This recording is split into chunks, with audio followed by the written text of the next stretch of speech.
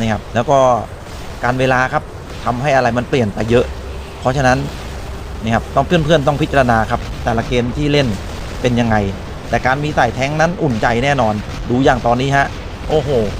นะครับถ้าเป็นสายอื่นหรือถ้าเป็นหุ่นแบบอื่นป่านนี้ตายไปแล้วนะครับโดนยิงด้วยไททันนะครับหรือโดนบุกบ้านอย่างหนักตายแน่นอนครับสวัสดีครับเพื่อนๆพบกันในเกม War Robot กันอีกครั้งหนึ่งนะครับผมซึ่งครั้งนี้เราจะมาพูดถึงหุ่นสายแท้งครับนะผมเองทำเกี่ยวกับหุ่นสายแท้งเนี่ยไปค่อนข้างหลายคลิปแล้วและคลิปนี้ก็มาตอกย้ำกันอีกหนึ่งทีนะครับว่าหุ่นสายแท้งนั้นยังเป็นสิ่งจำเป็นในทีมเสมอนะครับเพราะว่าหุ่นสายแท้งนั้นมันมีความถึกทนไม่ว่าจะเป็นหุ่นตัวไหนก็แล้วแต่และยังสามารถเล่นได้หลายรูปแบบอย่างเช่นเจ้าสกายลอสนะครับมันก็เป็นสายแท้งที่สามารถจะไปยึดจุดสัญญาณได้นี่ครับแล้วก็แรปเตอร์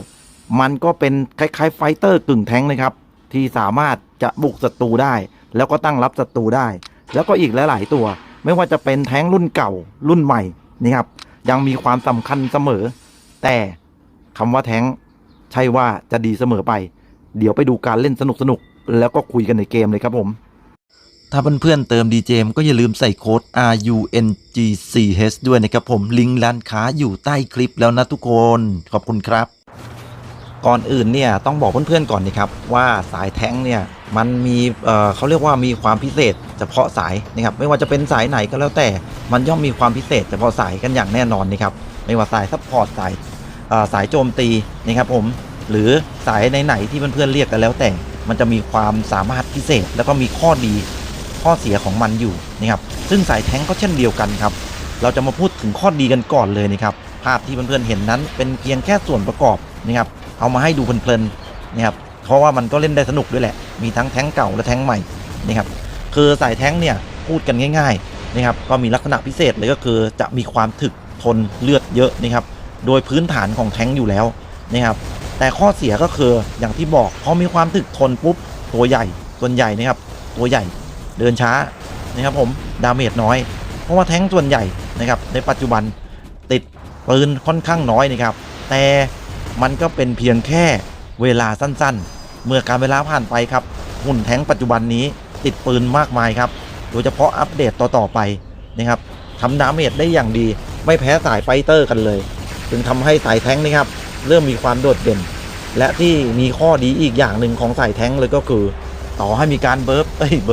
ต่อให้มีการเนิร์ฟหรือการบัฟนะครับสุดท้ายแล้วสายแท้งก็ยังเป็นตัวที่มีความถึกทนและคงอยู่ช่วยเกมได้เสมอซึ่งแตกต่างจากสายอื่นนี่ครับถ้าเป็นสายโจมตีสายซัพพอร์ตถ้าโดนเนิร์ฟกันจริงๆแล้วก็บางตัวเนี่ยถึงกับเล่นไม่ได้กันเลยทีเดียว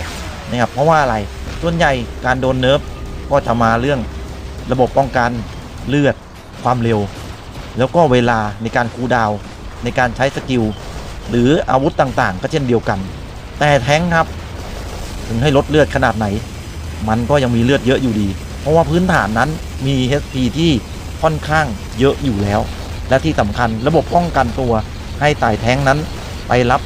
บาทานะครับก็คือไปรับดาเมจเนี่ย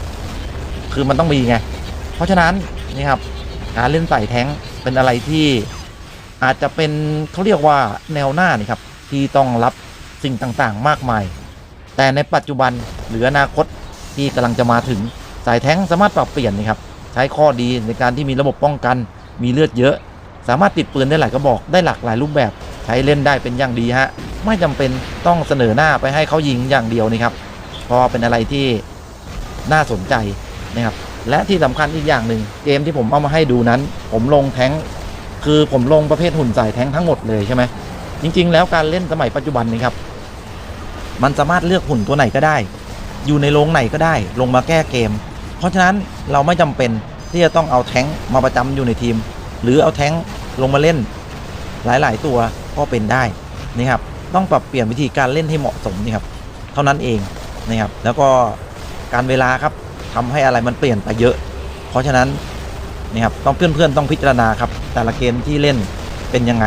แต่การมีสายแท้งนั้นอุ่นใจแน่นอนดูอย่างตอนนี้ฮะโอ้โหนะครับถ้าเป็นสายอื่นหรือถ้าเป็นหุ่นแบบอื่นป่านนี้ตายไปแล้วนะครับโดนยิงด้วยไททันนะครับหรือโดนบุกบ้านอย่างหนักตายแน่นอนครับแต่สายแท้งยังทำให้ตัวเองนั้นมีโอกาสรอด และสวนกับศัตรูด้วยความรุนแรงได้อีกด้วยนะนี่ก็คือสายแท้งเลยครับทุกคนเป็นอะไรที่น่าสนใจเรียกได้ว่าน่าสนใจตลอดกาลนี่ครับไม่มีเกมไหนนะครับที่เราจะไม่ลงสายแท้งเลยถึงเราจะไม่ลงครับแต่เพื่อนๆต้องมีแน่นอนเพราะว่าถ้าไม่มีแท้งเราก็บอกได้เลยยับนี่ครับถ้าเกิดเกมนั้นเราไม่เหนือกว่าจริงๆนี่ครับเราจะไม่มีตัวเอาไว้รับดาเมจหรือตัวปะทะหรือตัวซื้อเวลาเลยแม้แต่น้อยนี่ครับคุณต่อให้เก่งเท่าไหร่นะครับผมแต่ถ้ามันตายง่ายเอาตัวรอดไม่ได้นี่ครับเมื่อถึงข้าวจำเป็นเราจะหมดหุ่นเร็วมากเลยเพราะฉะนั้นถ้าเป็นไปได้เก็บสายแท้งเอาไว้ครับนะเอาไว้ใช้เวลาจำเป็นนี่ฮะดูครับแท้งอย่างเรานั้นทำให้คู่ต่อสู้ถึงกับผวาได้เลยนี่ครับนี่เรียบร้อยครับแอสซิสต์นะส่วนแท้งที่ผมใช้อยู่แล้วก็อยากแนะนำเพื่อนๆก็คือปัจจุบันนี้นะครับ ก็จะมีเทสนะครับแรปเตอร์ลงได้บางจังหวะเป็นเลียไม่ว่าจะเป็นเลียตัวธรรมดาหรือตัวอัลติเมทถ้าเป็นรุ่นอัลติเมทได้ยิ่งดีนะครับเพราะว่าปัจจุบันนี้อัลติเมทออกมากันเยอะมากๆคนที่อยู่ลีกสูงๆนะครับเขาก็นิยมใช้กันนะครับตัวที่ตึกๆทนๆนี่ครับผมหุ่นหลายๆตัวนั้นมีสกิลดีมากนะครับไม่ว่าจะเป็นการเปิดโล่นะครับอะไรแบบนี้นักบินช่วยส่งเสริมโดนที่ช่วยทำให้หุ่นไต่แท้งแข็งแกร่งขึ้นและที่สำคัญมีอีกหนึ่งประเด็นทุกคนนะครับที่ทำให้สายแท้งนั้นเล่นแล้วค่อนข้างเหนื่อยคือเรื่องเซลล์พลังงานสายแท้งนี่กดเซลล์พลังงานแบบยับนะครับเซลล์พลังงานนี่ต้องมีเยอะฮะไม่งั้นไม่พอเพราะว่ารับดาเมจตลอดนะครับต้องรักษาตัวเองอยู่เรื่อยๆนะเขาเรียกว่าเจ็บตลอดนะครับผมเจ็บตัวแต่ไม่เจ็บใจ หรือเจ็บใจด้วยก็ไม่รู้เพราะโดนยิงกระหน่ำซ้ำเติมอยู่ตลอดเวลานี่ครับรับทุกทิศทุกทางฮะเผลอไม่ได้นี่ครับอันนี้สกายลอสนี่ครับผมเองก็ติดปืนของเจ้าคาจิมาเป็นพวกเจ้าบลัสนะครับบูมแล้วก็โพก็สามารถไล่ยึดจุดนี่ครับเขาเรียกว่ากดดันโซนศัตรูได้เป็นอย่างดีและเรายังสามารถที่จะยิงศัตรูในระยะไกลด้วยความแม่นยำสูงได้อีกด้วยเป็นอะไรที่ดีมากๆลองปรับใช้ดูครับให้เหมาะสมกับการเล่นแล้วก็ดูครับว่าอุปกรณ์ของแต่ละคนนั้นมีอะไรบ้างนะครับมือใหม่นะครับดูคลิปนี้แล้วน่าจะมีประโยชน์นะครับจะได้เห็นถึงความแข็งแกร่งแล้วก็ความดีข้อเสียของสายแท้งด้วยนะครับส่วนมือเก่าๆหรือมืออาชีพนั่นรู้กันอยู่แล้วนะครับยิ่งมีสายแท้งถึกๆมีปืนดีๆรับรองเลยว่าคุณจะได้ดาเมจที่แบบสบายๆครับและสามารถปะทะกับศัตรูได้อย่างหลายรูปแบบแน่นอนนะนี่ฮะปัจจุบันนั้นมีศัตรูเก่งๆมากมายนะครับถ้าไม่ใช่แท้งนี่ตายยังเครียดนะฮะดูครับโยนไปโยนมายิงไปยิงมาสกายลอสที่ได้ชื่อว่าถึกทนก็เกือบจะเอาตัวไม่รอดหรือบางครั้งก็ตายอยู่ดีนะ โดนเยอะครับไม่ไหวนะอย่างที่บอกครับเราไม่จำเป็นต้องเอาแท้งมาหมดเนี่ยเหมือนผมนะอันนี้ผมทำให้ดูเป็นตัวอย่างเฉยๆนี่ครับเพื่อนๆจะได้เห็น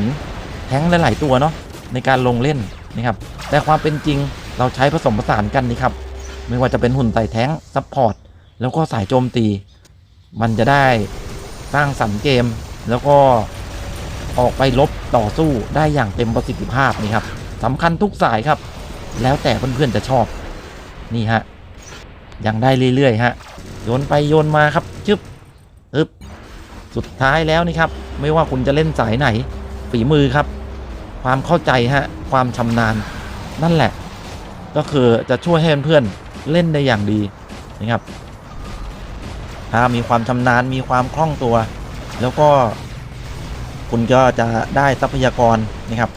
เล่นทุกครั้งเนี่ยคุณก็จะมีความสุขนั่นเองนะนี่ฮะแรปเตอร์ผมไม่ค่อยได้ใช้แล้วเนี่ยแรปเตอร์เนี่ยพักหลังไม่ค่อยได้ใช้เลยนะครับเพราะว่ามีเทสแล้วมีหุ่นตัวอื่นแล้วก็เลยไม่ได้ลงใช้นี่ฮะดูสถานการณ์นี้โอ้โหแรปเตอร์ครับโดดเข้ากลางวงฮะแล้วก็ยิงแบบนี้ครับบึ้มตัวเองก็เจ็บครับจะรอดไม่รอดโอ้โหโดนเยอะจริงๆแล้วโดนฟันครับเรียบร้อยเลยในจังหวะที่เลือดน้อยฮะโดนฟันไปซะเจ้าเทสครับ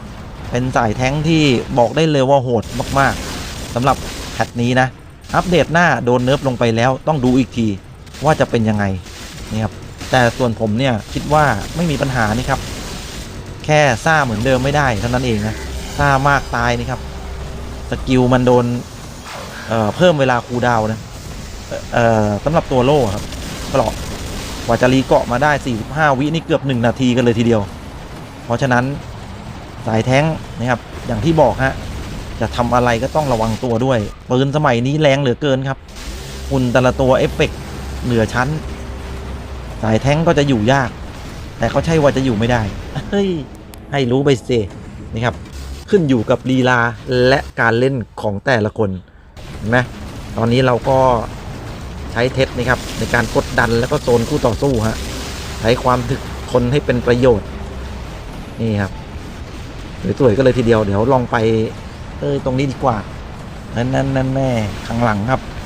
จะได้เห็นชัดๆนี่ฮะไอ้ท่านครับโอ้ทีมเราบุกนะทุกคนคือถ้าทีมเราบุกแบบนี้นะโอ้เล่นได้แบบนี้นะสายแท้งก็แทบจะไม่ได้ลงนะฮะเพราะว่าเดินไม่ทันนี่ครับเดินไม่ทันทำดาเมจไม่ทันโอ้แต่จังหวะนี้โดนยิงครับเรียบร้อยเลยแรงจริงๆครับปืนชนิดนี้ตายครับยังเหลืออีก2ตัวนะเพื่อนๆหลายคนก็คงสงสัยว่าผมเอาเวเลนมาทำอะไรนี่ครับบางทีเนี่ยมันก็มีประโยชน์นะทุกคนนี่ครับแต่แพทหน้านี่ครับมันจะเดินเร็วกว่านี้นะตอนนี้มันเดินช้ามากนะครับทุกคนผมก็เลยเอามาซ้อมเล่นนี่ครับเดี๋ยวแพทหน้ามาเนี่ยผมจะเอาลงเล่นบ่อยๆสำหรับเจ้าเวเลนเพราะมันได้บัฟเต็มเหนี่ยวกันเลยทีเดียวสำหรับสายซัพพอร์ตนะครับและเจ้าตัวนี้เป็นแท้งที่มีความถึกทนด้วยเลือดเยอะฮิวเลือดได้นี่ครับแคมป์สบายๆฮะนี่ฮะยิงเข้าไปครับโชว์ความถึกซะเลยยิงมันเลยลูกพี่อุ้ยเจ็บ โยนนานๆก็เจ็บเหมือนกันนะทุกคนไม่ใช่ว่าไม่เจ็บครับโดนหนักๆครับดูฮะถ้าเป็นตัวอื่นนี่ตายไปแล้วโอ้โหเรียบร้อยพูดปุ๊บตายปั๊บเลยนะครับเขาเรียกว่าโชว์ความถึกครับเกมเรายังนำอยู่ฮะก็เลยนำมาให้เพื่อนๆเห็นนะครับว่าแต่ละตัวนั้นมันมีความถึกทนดีจริงๆนะครับสำหรับสายแท้งเล่นให้ถูกจังหวะครับลูชาดอครับอัปเดตหน้าโดนเนิร์ฟเหมือนกันครับช่วงกระโดดจะไม่มีโล่รีแฟกเตอร์แล้วและโดนลดนี่ครับน่าจะมีแค่เรื่องกระโดดแล้วไม่มีโล่ป้องกันนะครับอะไรประมาณนี้นะครับลูชาดอก็ผมเองก็ใช้เล่นสม่ำเสมอเลยนะครับเพราะเป็นไททันสายแท้งที่เข้ามือจริงๆฮะจริงๆมีหลายตัวนะไททันบียอนก็ใช้ได้นะครับจริงๆเมาเลอร์ก็เกือบจะแท้งได้แล้วนะครับก็เกือบนะผมใช้คำว่าเกือบแล้วกันนะครับนี่ฮะเรามายิงกับไททันกันหน่อยนี่ครับไททันอาร์เธอร์เป็นรุ่นอัลติเมทด้วยนะเรียบร้อยสำหรับสายแท้งนะครับผมก็มีประมาณนี้ก็หวังว่าจะถูกใจเพื่อนๆนะครับที่สอบถามเข้ามาและเพื่อนๆที่มีใจในการรักสายแท้งนั่นเองนะครับแล้วเอาไว้เจอกันใหม่คลิปหน้าครับสำหรับคลิปนี้ต้องลาไปก่อนแล้วบ๊ายบายสวัสดีครับผม